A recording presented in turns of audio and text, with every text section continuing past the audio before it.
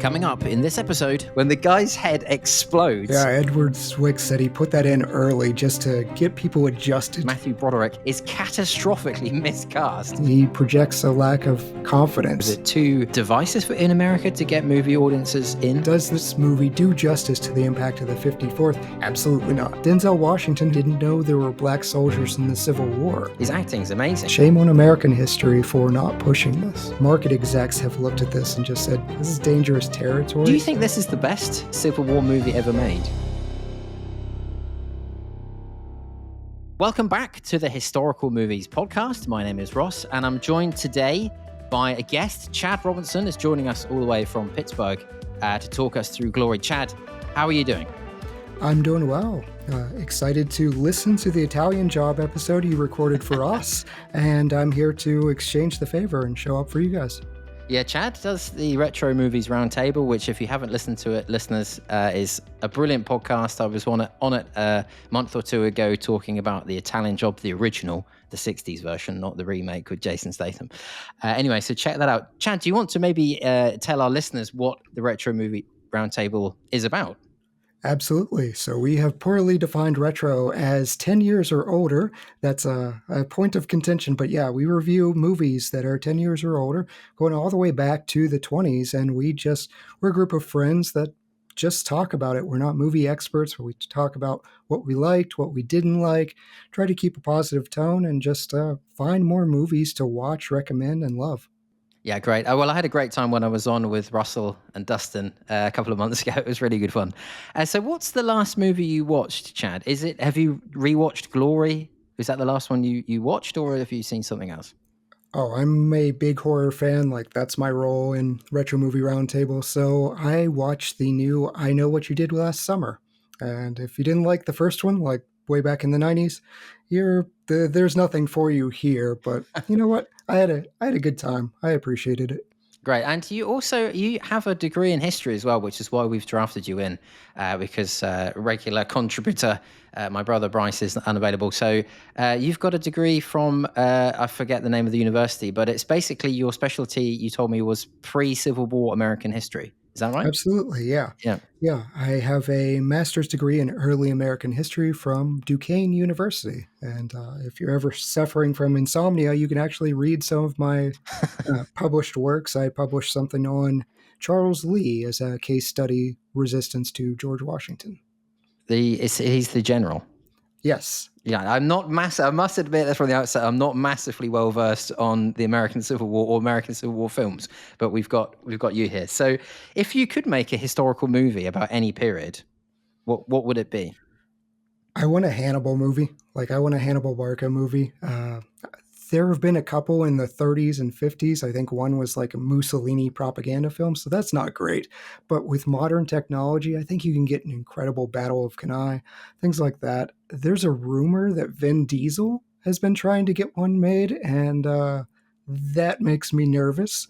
I like Pitch Black when Vin Diesel's involved, but the Fast and Furious Vin Diesel I could do without.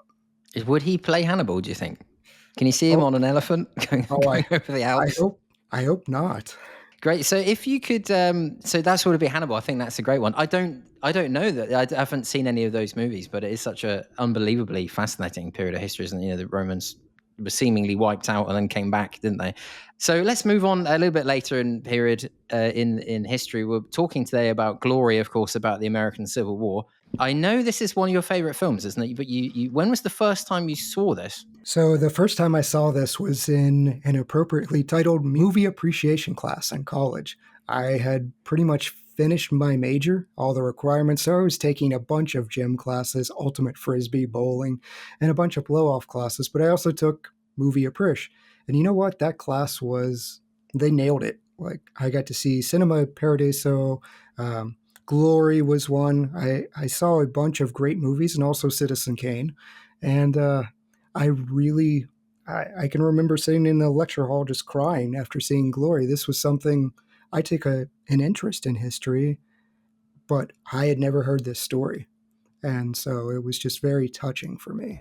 Time for a very short interruption. It's Ross here. Thanks very much for listening on YouTube. Don't forget to check out all of our other episodes, and we'd love to hear from you, so leave us a comment. And any sharing or liking or subscribing you can do would really help the podcast. So thanks a lot.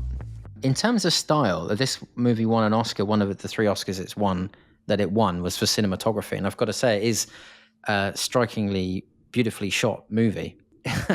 When I started watching this in the first 2-3 minutes, and we opened with the battle scene. I forget which battle it is. Antietam, yeah. Thank you. Yeah, I think one of the was that the bloodiest day in American history, isn't it? That battle? It is 23,000 lives lost in a single day. Yep. Yeah, and I was watching this thinking, there's a watershed of movies with Saving Private Ryan, I think, for like that kind of realistic combat brutality, the violence that, that's really quite shocking in Saving Private Ryan, and has changed movies. I think when it came out in 98, there's a pre and post Saving Private Ryan moment in the depiction of combat on screen, in my view. But I was watching this movie, and I think you know what I'm going to say.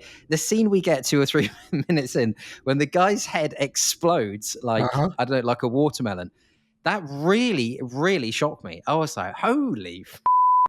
That was like, wow, that's coming strong out of the blocks at the beginning. And so stylistically, we don't really go back to that kind of traumatic violence, but I think we do have there's a few PTSD moments that Shaw has later, particularly when he's hearing loud bangs and stuff. But that really hammered it home to me, actually. That one shot is really the most unforgettable shot in the movie, probably. That was a surprise for me. What do you think of the style? That must have affected you the first time you saw it. Yeah, Edward Zwick said he put that in early just to get people adjusted to the horrifying realities of war. And watching things like Antietam played out, as an American, that's one of the battles that is highlighted for us. So when you're studying the Civil War, you don't cover all of them. Fort Wagner was never mentioned. It's really kind of a minor battle as far as strategic battles, but it does have historical importance, obviously, with the 54th. Antietam, just seeing the horror of men marching in a line. We tend to think by the Civil War, this stopped. Like, we hear all about the Revolutionary War and Washington's guerrilla tactics and things like that. You guys covered the Patriot. We did too. There's a lot of, Marion the Swamp Fox, hit and run tactics. But we're still in an age where it's cannons, but more effective artillery, rifles, more effective rifles. So the strategy hasn't caught up with the technology just yet. And to see people just cut to ribbons, head is exploding. They are using far more explosive shot than what would have happened in the day. But hey, it's Hollywood and explosions are cool. So I'll forgive them that. But the style is, you're right. With Shaw in the dinner party directly afterwards, and somebody like clangs a glass and he just jumps. And the fact that he fell down in Antietam and he's just, I don't even think he was truly injured. He's just in shell shock from all the men. I don't know of another Civil War movie that portrays the violence and just the tragedy of these types of fights. And the style it's horrifically beautiful. Yeah, it's the slow walking towards each other, knowing that you're going to have to take a volley, of those movies. Barry Lyndon is another one I think of and it's from an earlier period, but that kind of rifle and shot kind of those kind of films, those kind of movies. So do you think this is the best Civil War movie ever made? I mean, I must say I haven't seen that many, but I think very long time ago I've seen Gettysburg, Cold Mountain, but that's really kind of a romance kind of movie. This for me is better than both of those. I think I can't really remember Gettysburg. What do you think? Do you think it's the best Civil War movie? In my opinion, yeah. But it's also 2 hours shorter than Gettysburg, and it's telling a very different story. It has Gettysburg. If you are in it for the battles, if you are in it for the strategy and things like that, Gettysburg is probably the most realistic you can get. But the soul of the movie is different. You've got Gods and Generals as well. It's the prequel to Gettysburg. Also pretty long. Shenandoah with James Stewart. that's got a unique perspective as somebody that's trying to remain neutral throughout the war. And you're right, Cold Mountain is more like, I think it was based off of the Odyssey, or it's some type of older Is it? tale. I don't remember it being a very good movie. I have a feeling that if it was based off the Odyssey, I would have given it a bit more respect. Yeah, But I just remember it being a kind of not very good kind of love romance kind of movie with a bit of civil war in the background. I can't really remember it though, to be fair. yeah. There's not a ton. Red Badge of Courage with Mm. Audie Murphy, who's an actual war hero, and John Huston. John Huston said the studio castrated it, and so he hated that film. Uh, so to your point, there aren't a ton of good ones to latch onto, but even if there were good ones, I would think this deserves to be one of the best, if not the best. I wonder why that is. I mean, is it a period that people think has been done too many times, or is it too divisive in America to get movie audiences in I do this period? wonder about that because we have a lot of Confederate flags still flown, still a lot of Southern pride. You'll still hear, and in the more racist parts of the country, the South will rise again. That's not a great thing to hear. Of okay, rise against what? Rise against whom? And so there's this false narrative, and I wonder if market execs have looked at this and just said, "This is dangerous territory if we're not romanticizing the South and romanticizing the things that they're fighting for, even though at the very center of their Constitution was the enshrinement of slavery. Like, if we're not presenting them in a completely sympathetic light, is this going to cost us money?" And it's far better when we're not fighting ourselves. No offense, but it's far more fun to have Mel Gibson fighting against just ridiculous portrayals of British officers burning children in churches. Well, I'm glad we get a little mention. I'm thinking of Jason Isaac's character. I've forgotten his name. It skips me in The Patriot. Who is just comically evil. We do get a bit of that with the racist colonel in this, who's Montgomery. Montgomery, of course, who shoots one of his own men, Yeah. a la the Patriot kind of thing. But yeah, so that tickled me. That quote from Montgomery was like straight out of Shaw's letters, which is terrifying when he's talking about sweeping he calls them secesh, sweeping the secesh from the seas, just like the Jews of old. It's like, Yeah. holy cow, dude. Like Yeah. he was actually an abolitionist. He wasn't a former slave owner like the movie. But that quote actually happened, and that's terrifying. Yeah, it is a fantastic period of history that we're talking about with the 54th Massachusetts Regiment, isn't it? The first.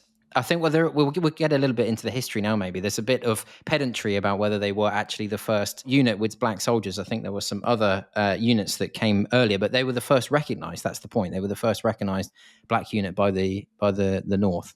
Yeah, you're absolutely right. There are definitely units that saw combat a little prior to them, like in March, but the Emancipation Proclamation came in January of 1863, and so there really couldn't have been black regiments. There were generals pushing back and saying, "Yeah, this isn't gonna happen. I'm not gonna support this." So there's a ton of racism at this time, and it was really through the pushes of men like Frederick Douglass that this was even a possibility. Yeah, it's quite. As I was reading up about it, I thought, is this going to be one of those films that's going to take massive liberties with the history? But I must say, it looks like it. Apart from some inaccuracies with dates, for example, we see in Glory that they're celebrating Christmas, which Yeah. chronologically couldn't have happened. But we understand why they do that for the drama of it.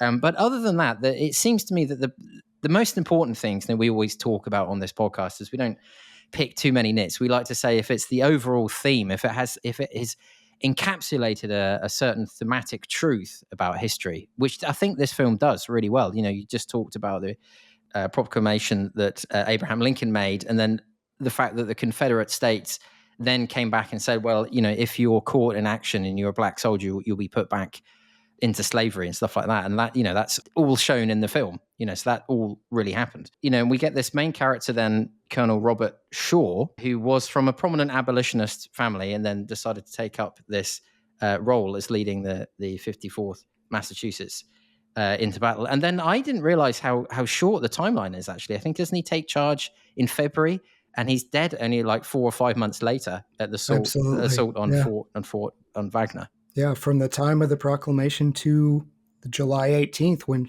Fort Wagner takes place, 6 months. That's an Yeah. incredibly short amount of time.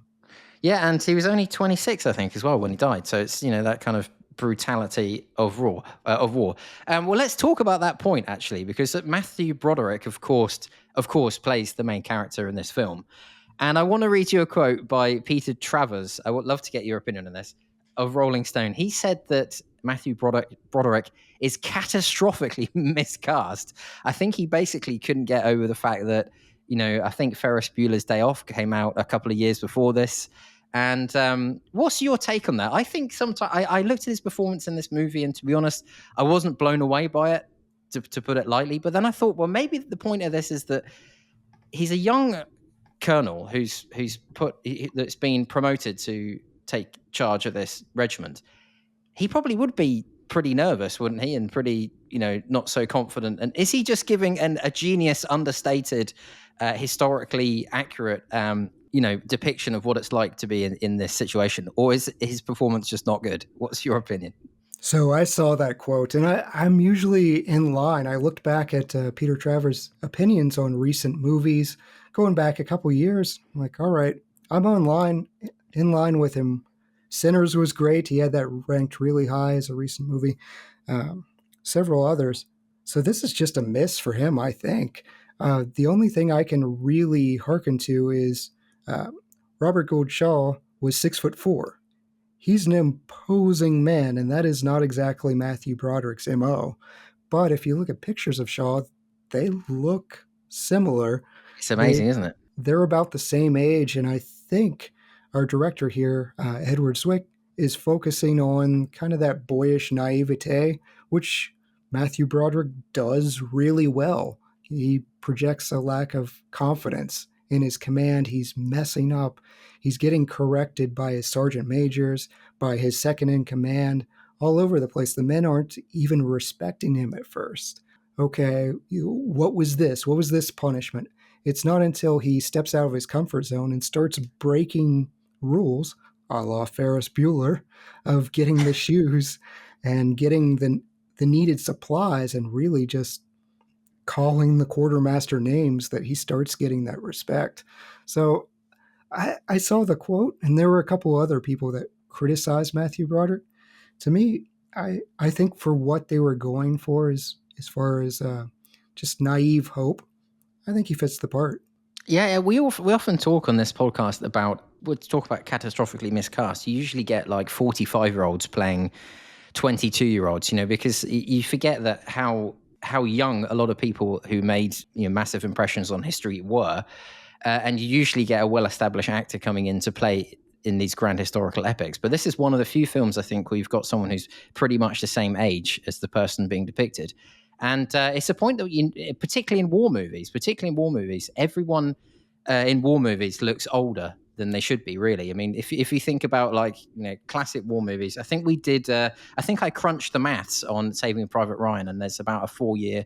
That's actually quite a good one. That there's still a 4-year discrepancy between the average age of a World War II soldier and the cast in that. But is it maybe his Boston accent, Matthew Broderick? Am I right in saying it's dreadful in this movie? It kind of reminded me of that. It kind of reminded me of 13 Days, that Kevin Costner movie where his accent is all over the place. His Boston accent is famously atrocious in that. So has he got a bad accent, or is it just my English ears that can't hear it properly? No, you're right. If you were looking for a Boston accent, like Matt Damon would have been too young. Same with Ben Affleck. Those are the guys that I would think of. Okay, go get them for your Boston accent. Matthew Broderick is trying for this landed elite type accent. I don't know if he's mixing early New York accents, not New York City, but it's not a strong suit. Yeah, well, I suppose it's good because that's where Shaw's family came from, isn't it? And one of the inaccuracies in this movie is that they say that the 54th Massachusetts they're depicted in this movie as having a lot of slaves, ex-slaves, but that probably wouldn't have been true. It's actually sort of well-to-do families in the North, as far as I can understand. Yeah, that's a major plot point issue with this movie is The volunteers for the 54th would have been a lot more like the Thomases. They were free men. They were likely literate. There weren't any instances that I could find, at least with this regiment, of runaway slaves. That certainly happened across the regiments, especially later on. The Union recruits 180,000 black soldiers. It happened during the Revolutionary War. Britain said to slaves, if you fight for us, you will be manumitted, you will be released from slavery. So we've seen that as a tactic. Certainly, the slaves were running to the north to escape and gain their freedom. We see that there are Supreme Court cases over that, the Dred Scott decision of what happens. But as far as the 54th, yeah, that's a major historical narrative change, and I think it changes the tone of the movie because it's a different fight for them, where they're fighting for their black identity and to be seen as equals with whites instead of fighting for their freedom necessarily. Yeah, it's a very good point, and it brings me on to, I've got another quote here by someone we often quote on this podcast, my favorite ever film critic, Roger Ebert. And he says, I'll read the quote out, but it comes back to what you were saying. Watching Glory, I had one recurring problem. I didn't understand why it had to be told so often from the point of view of the 54th's white commanding officer. Why did we see the black troops through his eyes instead of seeing him through theirs? To put it another way, why does the top billing in this movie go to a white actor? So your point was that they're kind of changing the historical narrative of bringing in all of these slaves, which is historically inaccurate. And Roger Ebert's point, which I think is valid, although I will say we are two middle-aged white men talking about this, but there Absolutely, we go. yeah. But it does seem to me that this is a little of its time, 89, late 80s. I'm thinking we've done Mississippi Burning on this podcast as well, which had similar issues brought up about the I don't know what you would say, the white gaze or the view in which we're we're seeing this. Would this film have been better if we'd actually followed one of the soldiers? Yeah, I'd seen the phrase, and I like it, of white ventriloquism. I can't even pronounce the word, but essentially using the white image for the black voice throughout the movie. And I think I like that term more than I like the white savior, because I don't think this is a white savior type film. And I don't even necessarily think it's problematic, because I started thinking about this, and I don't know how you tell this story without Shaw. I mean, Shaw's kind of our anchor point. He's an entry point for many of our viewers who really aren't familiar with this chapter in history. And really, it's his transformation that helps highlight the larger issues of race and leadership and justice. And this film does make a solid effort to portray the black soldiers as brave, their struggles, their humanity. They have their own arcs, their voices, and they have their own agency.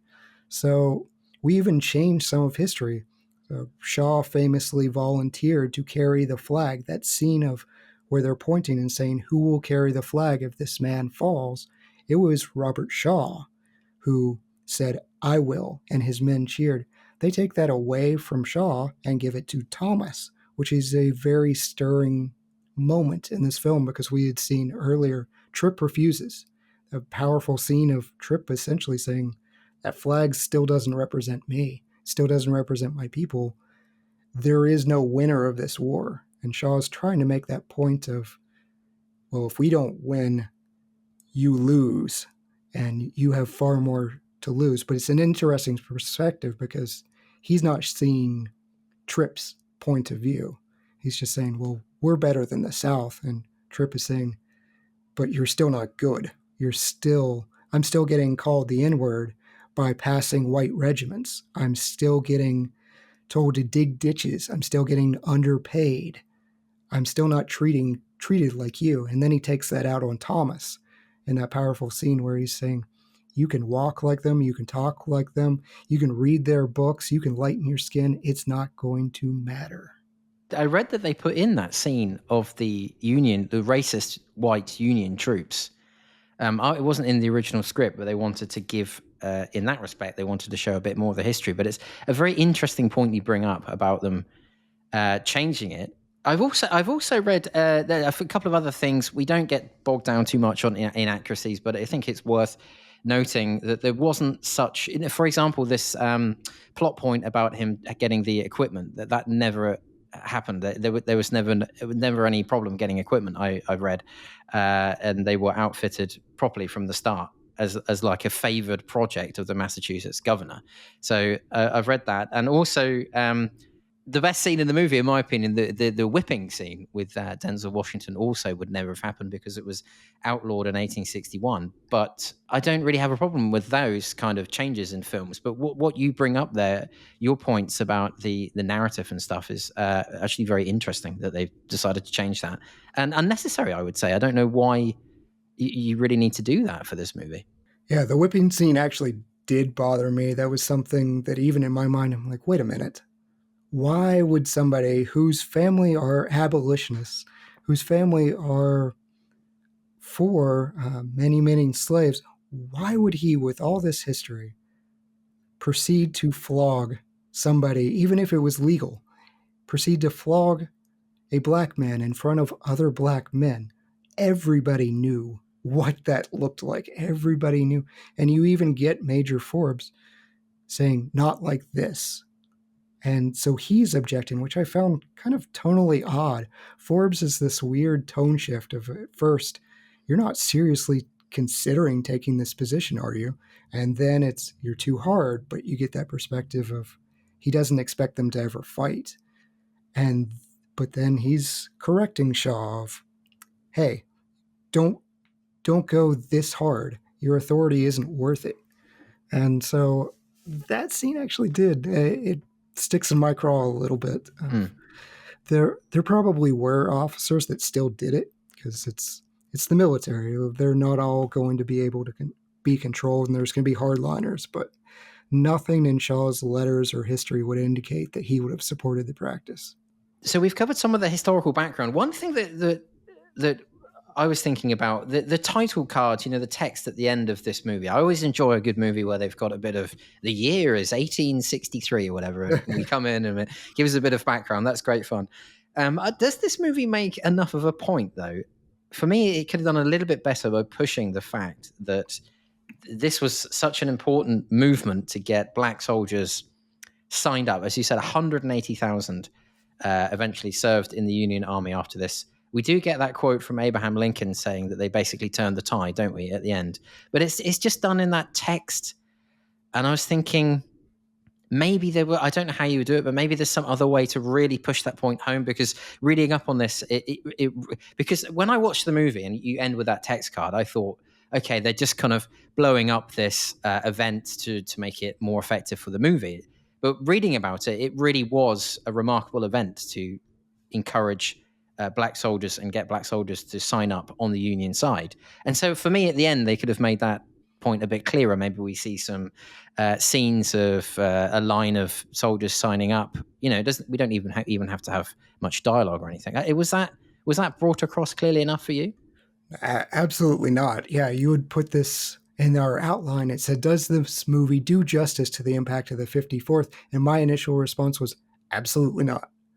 But it helps. Like Denzel Washington, who's in this movie, didn't know there were black soldiers in the Civil War. So without this type of film, you might never know about this type of unit. But the cultural impact of the 54th it cannot be understated. This is the first Black Medal of Honor unit. It took 37 years after this, but you do get Sergeant Carney, who gets a Medal of Honor after being riddled with bullets carrying the flag back to the 54th. So that's incredible. The impact of the recruitment. Frederick Douglass is pointing to this unit, and it's sad that it even had to be said, but they're pointing to this unit and saying, see, black men are just as brave, just as willing to fight as white men, and it was closer to about 40 to 45%, but 40 to 45% of a unit charging in a suicide charge and dying on the battlefield for Congress and white men to realize, yeah, maybe they have a point. Maybe they actually can fight and die. And it shouldn't have taken that. But yeah, by the end of the war, black soldiers make up 10% of the Union Army. They made up 1% of the population. So this is something Lincoln addressed. He's like 100,000 black troops at the border of Mississippi ends the war. They started to realize, but in 1862, George McClellan, who was relieved of his command by 1863, he's pushing back and saying, this is about preserving the Union. This has nothing to do with abolition. Get rid of this. Get rid of any regimental ideas. Frederick Douglass had skin in this game. He had 2 kids that were with Shaw in the 54th. Like, there's so much history and so much impact of just being seen. I wish I could say equals, but just being seen in a better light that this unit had. And I think it's a shame that just because the siege of Charleston isn't very flashy, it's a 500-day siege, just because Fort Wagner is a minor skirmish that the title card said the fort was never taken. That's kind of, the fort was abandoned. Like, technicality there, isn't it? Yeah, they sieged it for like 3 more months, and honestly, the Union bodies started poisoning the water, the dead Union bodies, which is horrific.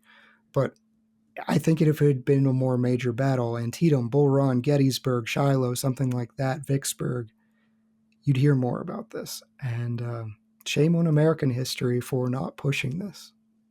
So do you think then this is generally how accurate then is Glory? Is it one of those movies where the broad strokes are correct, but if you look at the details, they've changed a lot? I mean, we mentioned, I'm talking about broad strokes like the Emancipation Proclamation, the fact that this is the first officially recognized black regiment, their action and sacrifice at Fort Wagner. They get all this stuff correct generally, but then if you look into the details, they've changed a lot of stuff. How do you rate this? What's the grade card? What's the score you would give this movie in terms of historical accuracy? I think it's however pedantic you want to be, because you're right. The broader narrative, James McPherson, he's a Pulitzer Prize winning Civil War historian, so far be it from me to disagree with him. He calls Glory the most powerful and historically accurate movie about the Civil War ever made. Like, that's a statement that I can't match. If you really get down into it, we talked about the whipping scene. None of the characters, so Forbes, Rollins, Tripp, Jupiter, none of them exist. They are all playing a part. And so Thomas is the free intellectual man. Tripp is the runaway slave. Jupiter is like the religious fanatic, and Rollins is this type of fatherly figure. And even Forbes, he's like an aggregate of, I believe their name were Hollowell, but they're twins and they're brothers, and they are in the 54th under Shaw's command. So I would say broadly it's incredibly accurate. If you want to be very pedantic about the characters and say you want specific voices, then you might have a little bit of a problem with it. But as far as how the battles largely went and the broader story, yeah, I think it nails it. It nails the tone. Yeah, I would agree with you. I think so. I think it's. I won't add anything to what you've said. I think you've covered it very well. Should we move on to our questions then? We ask a set list of questions for every movie. Yeah, I always start with a piece of trivial trivia. This week's piece of trivial trivia is that Matthew Broderick, Morgan Freeman, and J.O. Sanders are all left-handed. Who cares? I've got another bit of trivia which is non-trivial. I didn't know this. American serial killer Larry Hall and his twin brother were extras in this movie. Oh, okay. Yeah, so there we go. Is this movie too long, too short for you? We talked about Gettysburg being 4 hours. That is, it could be a mini series, couldn't it? But for me, this was a perfect length. I love a good 2 hour movie. If you can get a lot of historical movies tend to go on for too long, I've got to say, and I thought this was the perfect length for me. I'm right there with you, but when you mentioned, do you want more or do you want a series? What stuck in the back of my head was Band of Brothers. And I absolutely want a Band of Brothers version. Like, if we have to redo Glory, and I don't think you do, but if you have to, absolutely. Give me Band of Brothers, give me their engagements. And that way we do, to your point, get that narrative post Fort Wagner. We find out the impact of the troops. We find out their response to basically being sent on a suicide mission and how they further respond, and the rest of the impact of their war efforts. So yeah, give me Band of Brothers, but otherwise 2 hour war movie, sign me up for that every single time. Who is your favorite, Chad? Who is your favorite character or performance? Who do you think who did it for you? I feel schizophrenic on this response because it's basically every one of the troops. I I just vacillate between them. Denzel Washington wins an Oscar for it. Morgan Freeman is Morgan Freeman. I mean, Yeah, Rollins' speech, and he fills us in on why Trip is wanting to fight. He's like, he was just looking for some shoes. He wants to fight worse than anyone else. That fatherly figure, Jupiter. I liked him. I don't know why you have to play him with a stutter. That was a yeah. that was a choice. But as far as the kind of naive, simple character, he was fun. Thomas is wonderful as well. Like I'm sorry to cheat on the answer, but Carrie Elwes as well. I don't feel like anyone does fake flattery better than Carrie Elwes. Like just he patronizes better than anyone I can think of. He's got a great look for it. It's something to do with his hair or something. I don't know what it is, but you're right. Yeah. Yeah. Well, I've got to say, I think my favorite, definitely my favorite performance is Denzel Washington. I think honestly, he's absolutely wonderful. He's really beginning to flex his muscles in '89. He's just such a wonderful performance in this movie. Matthew Broderick, I couldn't get there. To be honest, I found his performance I found it a bit hollow, to be honest. I know that's kind of divides opinions, doesn't it? But for me, it doesn't really work. But Morgan Freeman, as you say, is just playing Morgan Freeman. Denzel Washington, I think, is absolutely flawless. I enjoyed John Finn, who plays the Irish Sergeant Major Oh in yes, this. yeah. He's always good fun. I think I've seen him a few times later in the X-Files and stuff. Always found him great, intense. He's got a terrible Irish accent, by the way, but it's a wonderful performance of a no-nonsense Sergeant Major, perfectly cast. Also, the guy, Richard Rayler, I think his name is, the guy who plays the quartermaster. He's got one of those brilliant faces. I love, it's like a Sergio Leone movie when he used to cast extras or some minor parts based on what they look like rather than any acting ability. And I love that because most particularly movies these days. I mean, particularly movies these days, people just all look the same to me. They all have these chiseled jaw faces. I want to see people with walrus mustaches and little fat heads. That's what I want to see. I thought that was great as well. I didn't have much time for the guy who's stuttering the whole time. I Yeah, think Jimmy Kennedy. Yeah. Jimmy Kennedy, yeah, when he's shoot some rebs, it's like it didn't work so much for me. But I think Denzel would take my award. What's your favorite scene, Chad? There's a few to pick from here. The fireside scene with Trip and then Thomas and then Rollins steps in. He starts Andre Brow as Thomas is looking at himself in the mirror, and you hear Trip say, "Yeah, button up that collar, suck in that gut, tuck in them big black lips, lighten your skin, shrink up that nose," and then telling Thomas that he'll never be anything but an ugly chimp in a blue suit to the white man, just pushing Thomas and, "You want to fight me, you want to fight me," and he breaks Thomas. Like Thomas shoves him at the end when he's making chimp noises.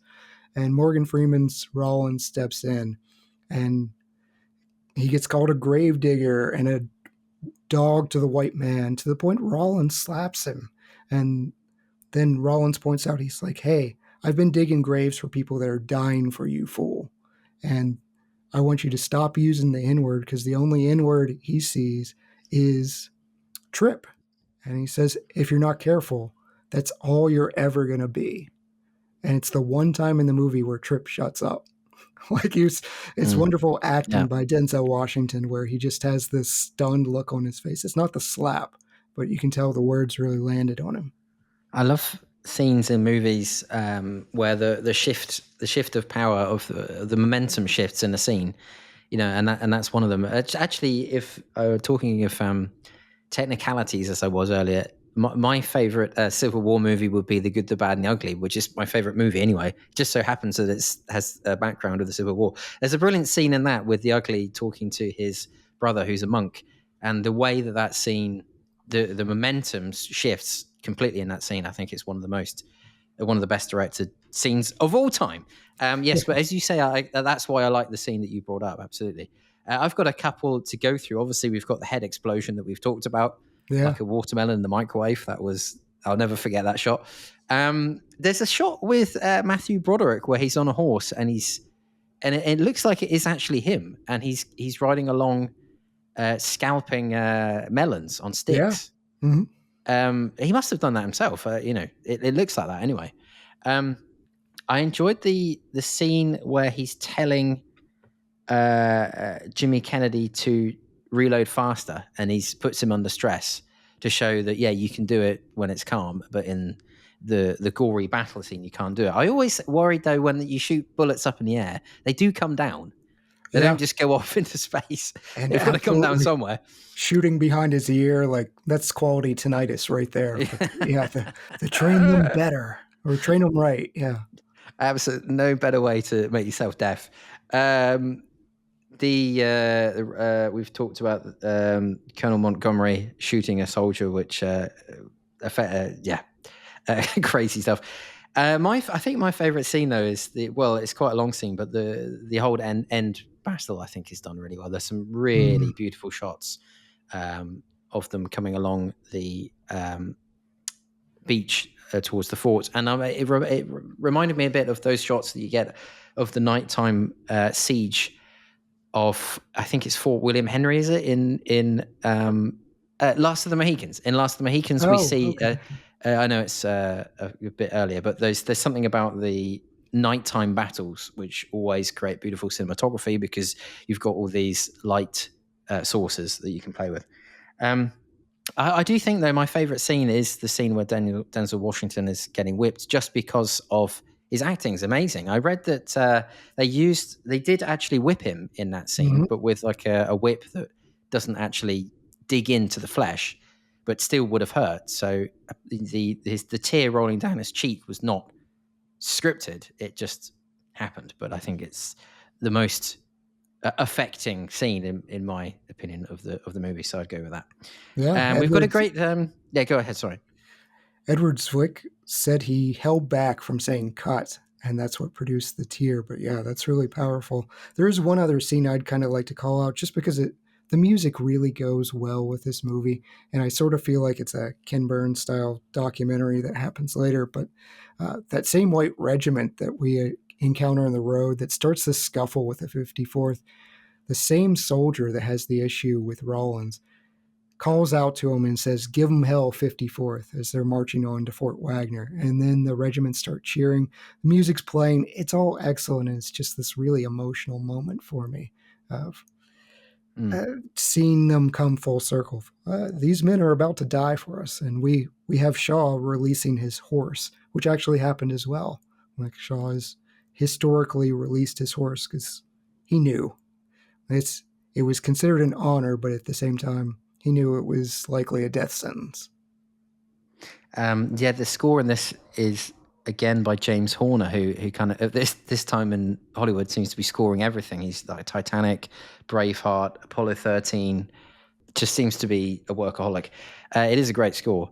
We've got a strange question, Chad, that we ask because we so often gravitate to the performances and works of Mel Gibson on this podcast, as listeners will know.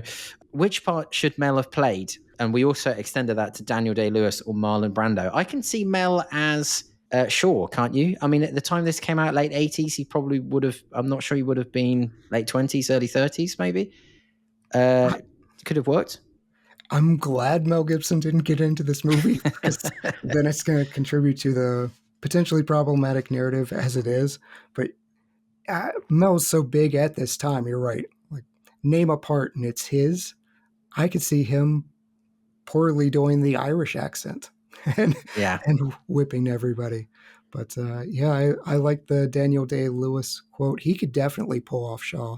He's tall. He'd only be 32. You get this kind of conflicted portrayal of Shaw. Brando, he's in his 60s at this time. Yes. Beached whale era. That's what we like. We like Muti on the Bounty Plus when he's kind of just doesn't doesn't care anymore.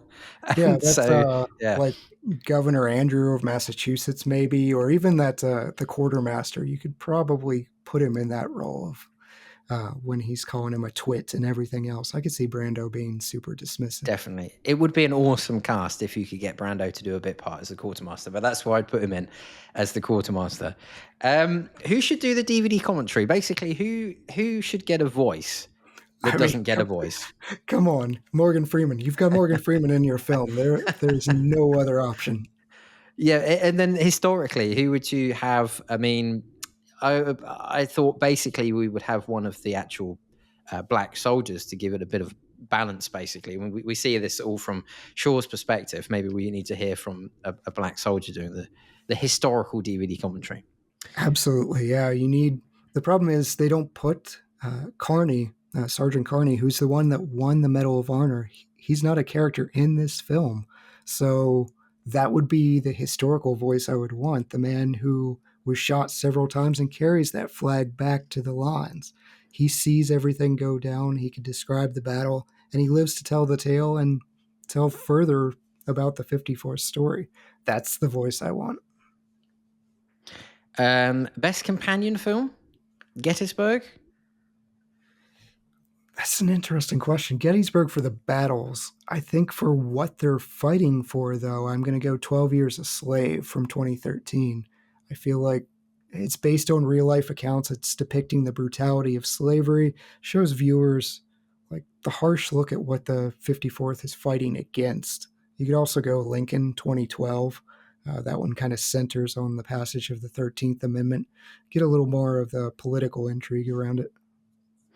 What about we briefly chatted when we were setting up this about the legendarily bad movie Revolution with Al Pacino that I understand is so bad that he like stopped acting for 3 or 4 years afterwards.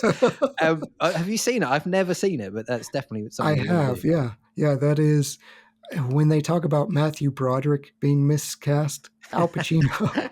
Like that's my bar is Al Pacino in Revolution. I can only imagine. It's got to be. We've got to do that for the 100th episode special. That or there's a film I'm dying to watch where John Wayne plays Genghis Khan.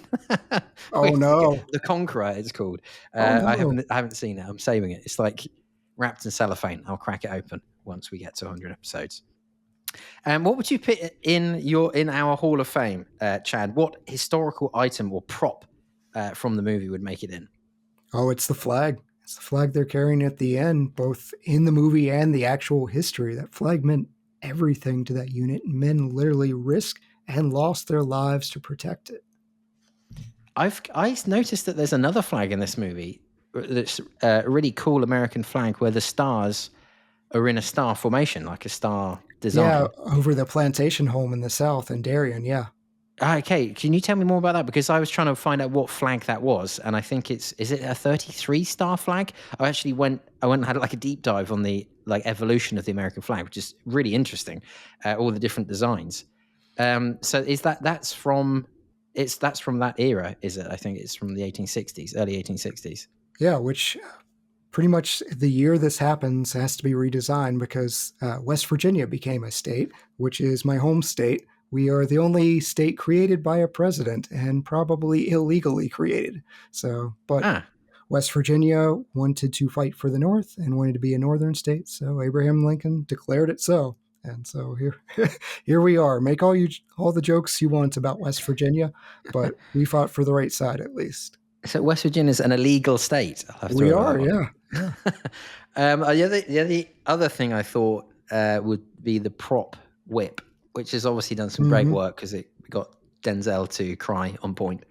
It sounds like you want that saber, though. I mean, the saber through watermelons, which were completely out of season, but that was pretty sweet. You're right. Completely out of season, number one. Good point, actually. I didn't realize it's like the dead of winter, isn't it? Yeah. And also, I read that the sabers weren't used really in the Civil War. There's no real call for them. No, you had ceremonial, I suppose. Yeah. Mm-hmm. Yeah. What would happen in a sequel if there was one? You talked about like a Band of Brothers, which would be great. This Band of Brothers is such a brilliant series because we actually get to spend. It's one of the few historical series I can think of where we actually get to spend proper amount of time getting to know a historical, let's say, military unit or whatever, and but it's, you know, it works. It doesn't get too boring. It doesn't get too exciting, if you know what I mean.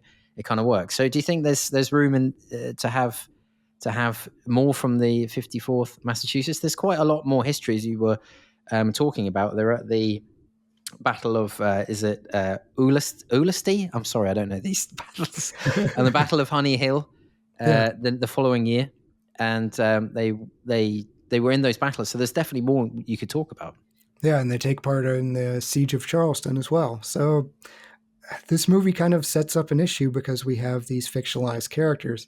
Again, I'm going to go back to Sergeant Carney. I think you include him, and you could absolutely tell that sequel, and it'd be more of a political drama. You could show the Band of Brothers style future battles. Charleston was a 500-day siege, so I don't know how interesting that would be, but you could show the fight to get these members of the 54th their due recognition, to get them their officer commissions, because you still couldn't commission an officer that was of color, and the fight to get Carney his medal. I mean, 37 years of petitioning. And you could even show the sequel of the influence and the recruiting stations, as you put, being the huge lines of black soldiers coming in that are inspired, and what that does for the war effort, because it's not just in the South that they're fighting. The South is the most dangerous place. You brought up that War Department proclamation of, hey, we're going to either enslave you, kill you, or if there's a white officer in charge of you, we're going to hang them. Which Lincoln responded right back. He said, you do that, and we're going to sentence 1-to-1 your Confederate POWs to hard labor. And so it was largely an empty threat. There were a couple cases of people that were re-enslaved, but yeah, it was still a real fear of, hey, I could wind up being claimed as property even though I started as a free man. Yeah, it's a great. I made a note when I was watching it. I have to look up whether that's accurate for the period, because it's such a great motivator, isn't it, for the unit, not just the soldiers but the officer class as well. It works really well. Pedant's Corner. There's some pedantry. Usually it's military historians, Chad, that we run into on this podcast when they're sort of counting rivets and stuff like that. But I've got quite a good one for this film. When the 54th Massachusetts marches past a liberated plantation, some black children wave them on. One of them is wearing a digital wristwatch. And I'm delighted to bring this up because there's a classic English movie called Zulu, which we've covered on this podcast, from 1964 with Michael Caine's breakout performance. And there was a sort of rumor that one of the Zulu, the African tribesmen, basically, it's set during the mid-19th century, early 19th century. One of the extras has a digital wristwatch. And I don't know how many times I've seen that film, but I've never seen the digital wristwatch. And I basically think it's bullshit that there isn't someone wearing a digital wristwatch. But I'm glad to say, apparently, in this movie, there is. There's a rumor in Gladiator, too, right? Like that somebody's wearing a wristwatch? I think maybe it's like a common thing, you know? Yeah. Maybe it's like, it's the kind of classic thing that you could imagine getting into a movie, like an anachronism getting into a movie. See, I thought you were going to go with the how they attacked Fort Wagner, because in the movie, it's like they attacked from the south, but in history they attacked from the north, because that's the way the fort faced. Yeah, they said that the shore is on, or the sea is on the wrong side, basically. Yeah, and I was thinking, if you're that much of a pedant, can you just like do a horizontal flip of the last 25 minutes of the movie? There's also some pedantry about the fact that Matthew Broderick, when he's advancing towards Fort Wagner, steps, I think, with his right foot first, and the rest of the company steps with their left foot. Again, I didn't see that. Again, a problem that could be solved by just flipping the screen if you're that bothered by it. Yeah, I read that. There's also a lot of stuff about the fact that this wasn't the first black regiment that I brought up, but the first official one. Did you get anything for Sood's Corner? This is usually Bryce's area of expertise, where he rifles through like film critics, and they're just absolutely, it's come up with some honestly ridiculous stuff that you'd never think of. It wasn't too pretentious, but I had to pull this out. So Richard Natalie from Movie Line, he said the central drama is formulaic despite great subject matter. I mean, I guess racism is formulaic. Like, I, you encounter white people and you expect racism. And this, I don't know what he was getting at with that particular criticism on a movie that's focused on the experience of Black Americans and are racist both North and South. I have no idea what's formulaic about this. Do you think there's a better title for this movie other than Glory? Oh, I really like Glory, but there was a man, his name was Luis Emilio, and he was in the 54th. So he wrote a book, and this is where a lot of the sourcing comes from. The book comes out in 1894. It's called A Brave Black Regiment. So if that's what he called his book, Yeah. I could live with that title, but It's a bit one for one though, isn't it? It's a bit A is for Apple, A Brave yeah. Black Regiment. It Yeah, needs something a bit more poetic. But why is this movie called Glory? Is it? it's the flag. Oh, it's the flag. Oh, I've missed that. Right. So it's the flag is called Yes. Glory. So we call it Old Glory. Yeah. Okay. Right. It's gone completely over my head. Okay. In that case, then it's the name is fine. Do you have a favorite shot? I'm just thinking about the head exploding. Or I think there's a great shot of Matthew Broderick running up the beach, which is beautiful shot when the shelling is beginning. It's really impressive shot. Yeah, that's horrific. You just see people exploding behind him with those cannonballs again. Yeah, we have a running joke, and you nailed it as well with the retro movie roundtable. Anytime we have a best shot category, and we're like the one where something went through a guy's head. So the cannonball Yeah. is gnarly, but for me, it's that closing shot of Shaw being thrown into a mass grave with his men, and then you have Tripp's body sliding in. And this was meant, the Confederates actually did this. This was meant as an insult to white officers that served with black units. But Shaw's own family, they were brought down to South Carolina to see about where the mass grave would have been. And Shaw's family was asked, hey, do you want to exhume him and give him a burial in Massachusetts?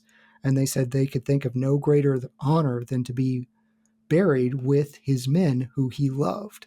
So Confederates kind of did him a favor, even though they were trying to insult him. And so that's a really powerful shot of this is not ending or this is not meaning what you think it means. Yeah, there's a good historical irony there, isn't there? Yeah. There. Really good point.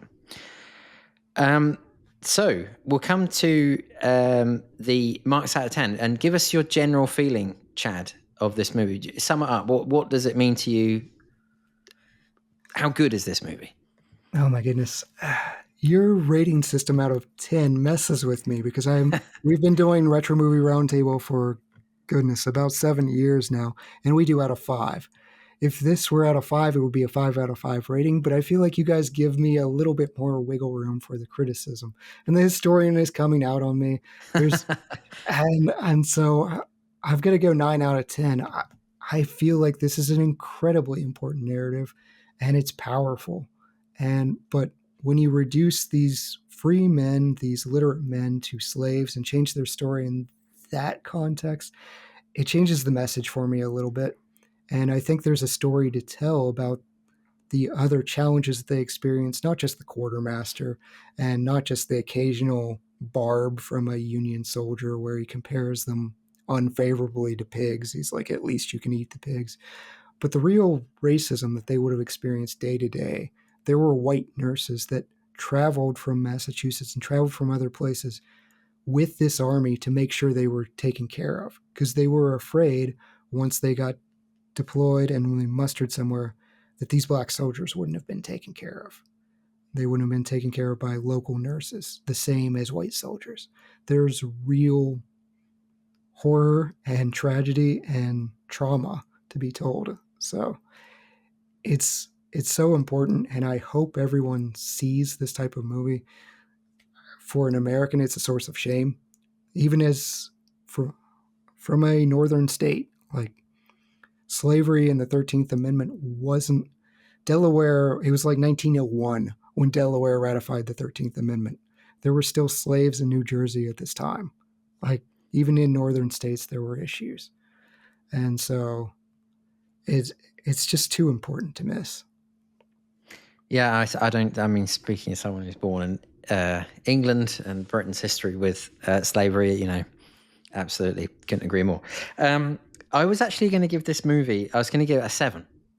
And talking to you and getting your perspective on it, and now I understand, particularly the title of the movie, I understand a lot more clearly. I'm going to give it an 8 because you've taught me up my rating for this movie.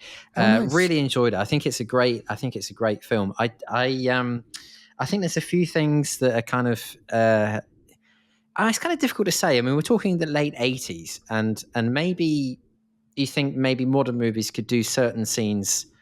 To be honest, I think they do a lot of scenes worse. But there are some movies that you think you wouldn't get so much kind of the cheesiness or something about it. I'm being extremely critical here. But actually thinking of it in its historical context, late 80s, I think this is a really, I think it's a great movie. Really, really enjoyed it. 2 hours, I think it's perfect length and the perfect story. And I went into this movie completely blind, really knowing very little of the history. I didn't know anything about it. I didn't even know who was in it. And so this was really your first time seeing it? First time seeing it. Yeah. Oh, that's I've incredible. not seen it before. Yeah. So, and what a joy. What a joy. Apart from the shot of the guy's head exploding, which is giving me nightmares. No, it's been great. So, Chad, thank you so much. Just remind everyone how they can listen to the excellent Retro Movies Roundtable. Yeah. We are on Spotify, any Apple Podcasts. Our Facebook page is out there, Retro Movie Roundtable. You can email us at retromovieroundtable@yahoo.com. We like talking to people. We like taking movie suggestions. Please stop telling me how much you dislike me. Say nice things. But yeah, we're getting ready to cover things like Night of the Hunter, which is going to be a lot of fun. That's an older horror movie covering Lilo and Stitch. We cover everything. And if there's something we haven't, write into us. We'd love to cover it with you. We'd love to talk to somebody about movies. Even if we don't wind up liking the movie, it's a fun time. Absolutely. Yeah, it's nothing. Actually, sometimes the most enjoyable moments I've had is watching really bad movies because I don't have any of the stress of enjoying like a master. When I sit down and watch like Kubrick or something or Hitchcock, I actually feel a stress to overanalyze every single shot. Think, what's this genius doing in this shot? And sometimes it's just nice to sit down and watch a really crap movie, but enjoy the form. Thanks very much, Chad, for coming on. It was a real pleasure. And don't forget, you can contact us at historicalmoviespodcast@gmail.com.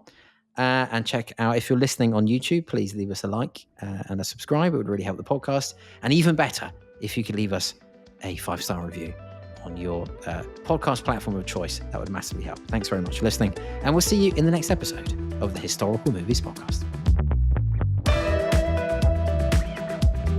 That's it for this episode of the Historical Movies Podcast. Don't forget to leave us a review on your chosen podcast platform. Spotify and Apple Podcasts make a huge difference to the algorithm. And if you're on YouTube, don't forget to leave a comment or a like or subscribe. Thanks very much for listening. We'll see you in the next episode.